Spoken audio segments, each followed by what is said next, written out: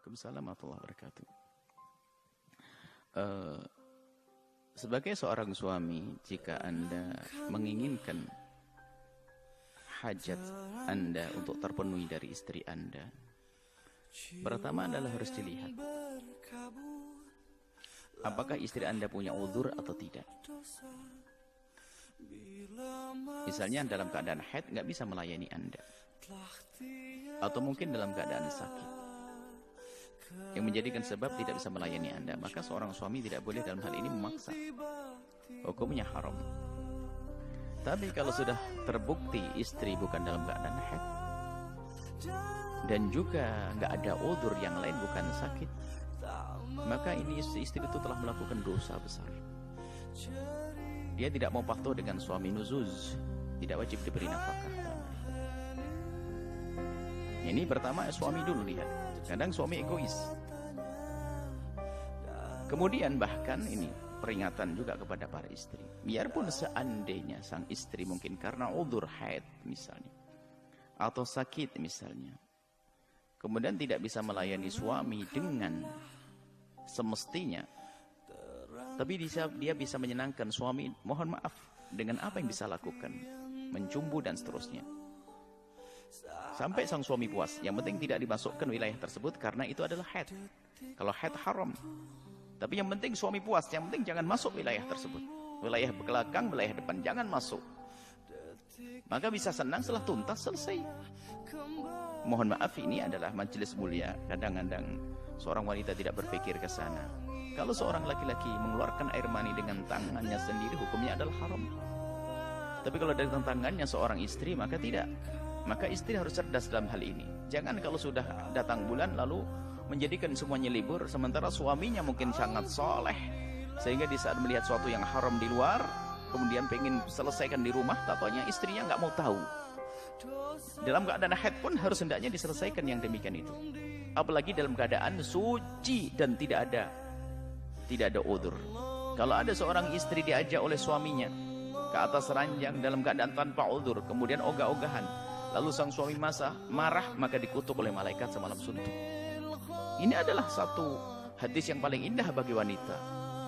Tapi justru kalau kita amati, kenapa ada hadis semacam ini? Nabi mengingatkan, coba saja.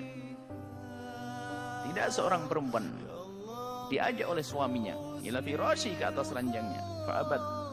Kemudian wanita tersebut ogah-ogahan, fabata ghadbana. Kemudian semalam itu sang suami nginap dalam keadaan marah. Nah, la'anatul malaikatu hatta tusbih, maka malaikat akan mengutuk sampai pagi. Ini kalau orang paham kemesraan, ini adalah hadis yang paling indah untuk wanita. Kenapa? Wanita suruh ngapain di situ? Bukan suruh nyangkul, bukan suruh naik gunung, suruh ke atas kasur, melakukan sesuatu yang paling indah dalam hidupnya, melayani suami, lah keogah-ogahan. Cuman kalau kita amati dari hadis ini, memang mohon maaf ini kepada wanita semuanya, ini adalah banyak kaum pria yang mengadu seperti Anda ini. Seorang istri kalau sudah suaminya menginginkan, itu ada aja alasan, nidurin anak, nutup jendela, ngangetin nasi, macem-macem, nggak segera. Sehingga sampai suami akhirnya muncul kegelisahan. Apalagi sampai seperti yang ditanyakan tadi, sebulan sekali pun tidak. Innalillah. Anda ini wanita, kalau punya uzur sampaikan kepada suami Anda, biar dia memaklumi. Kalau tidak membicarakan uzurnya, ya wajar kalau marah. Ini adalah nasihat untuk wanita juga, wanita dan pria, suami istri. Kemudian apakah boleh menikah dengan di saat semacam itu? Tentunya opsi pertama tidak harus menikah. Ada tidak harus apa? Cerai. Tidak harus bercerai. Karena apa? Mungkin dia memang tidak bisa melayani Anda, tapi dia masih memerlukan nafkah dari Anda. Anda bicara baik-baik dong. Anda bicara baik-baik. Karena bicara baik-baik tanpa harus Anda cerai, tapi Anda terpenuhi. Kan ada jalan dalam agama Islam. Misalnya mengambil wanita lain untuk dinikahi. Sebab mencerai ini adalah bukanlah yang baik. Karena mungkin saja dia menerima itu semua, karena mungkin dia tidak bisa melayani. Mungkin seorang wanita dia tidak bisa melayani. Seperti itu. Jadi jangan langsung dicerai, naudzubillah ya. Karena mungkin ada anak di bawahnya. Bicara baik-baik. Cuman kalau dia bisa diajak bicara. Kalau tidak ada bicara, Anda punya kebutuhan pribadi. Ya nggak pakai bicara, karena kehalalan ini masalahnya. Kalau tidak dengan penyaluran yang benar, masuk wilayah haram. Masuk wilayah haram. Intinya jangan berbuat zalim kepada istri juga. Memaksa di saat mereka ada uzur. Atau tiba-tiba mencerai tanpa alasan yang jelas. Kalau mencerai belum diskusi dulu. Ada yang menyampaikan. Bahkan mungkin kalau istri Anda mendengar suara ini juga berubah setelah ini. Karena cekatan melayani suami dan sebagainya.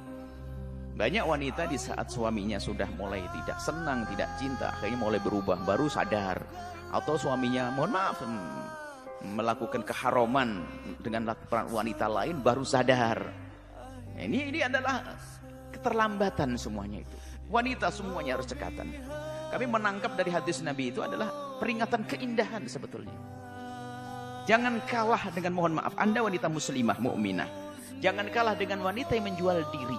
Wanita yang menjual diri hanya mengharapkan rupiah ratusan ribu dia.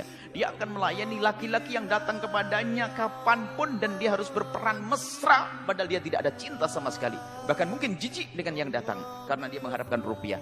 Ini wanita yang kenal Allah, rindu kepada Allah untuk melayani suami dengan berperan mesra. Kenapa nggak bisa? Biarpun dalam keadaan dia tidak nyaman. Masa kalah dengan, mohon maaf, wanita yang menjual diri? Ini kami ingatkan semuanya. Suruh berpikir. Wanita yang menjual diri, siapapun yang datang dilayani dan dia berpura mesra. Semoga Allah memberikan hidayah kepada mereka. Wanita-wanita yang suka menjual diri, semoga setelah itu menjadi mulia di hadapan Allah. Kita tidak merendahkan, tapi kita mencontohkan ada orang-orang semacam ini. Lihat, mereka yang datang siapapun, bau wangi, bau kotor, tua, muda, mau penyakit, gak urusan, yang penting dapat duit. Ini dengan suaminya yang bapak dari anak-anaknya, kenapa ogah-ogahan? Sengaja kami perpanjang ini, banyak problem-problem halnya semacam ini. Hal-hal yang semacam ini. Semoga Allah menjaga keindahan dalam rumah Anda, rumah tangga, semuanya yang menyaksikan acara ini bahagia, suami istri yang saling mencintai karena Allah Subhanahu wa taala. Indah di dunia dan indah di akhirat. Jadi jangan gampang mencerai, tidak mudah. Kalau memang nanti ternyata Anda tidak mampu, dia diajak diskusi juga nggak bisa, nggak ada perubahan, maka Anda boleh melangkah mencari halal yang lain, tapi mencerai jangan dulu. Jangan gampang mencerai. Karena mungkin dia masih memerlukan nafkah dari Anda, perlindungan status dari Anda dan seterusnya. Ini saja, wallahu a'lam.